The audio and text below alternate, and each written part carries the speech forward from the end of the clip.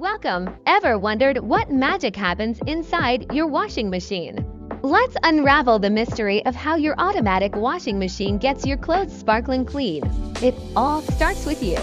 You load your laundry, add detergent, and select a wash cycle.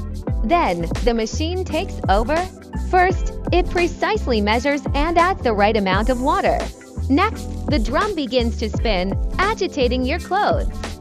This movement, combined with the detergent, loosens dirt and stains. After the wash, the machine drains the dirty water.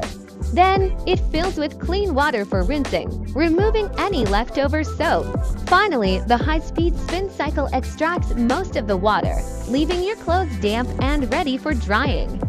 It's a clever, automated process designed for convenience and efficiency. Thank you for joining us on this quick dive into your washing machine's inner workings. We hope you found it insightful.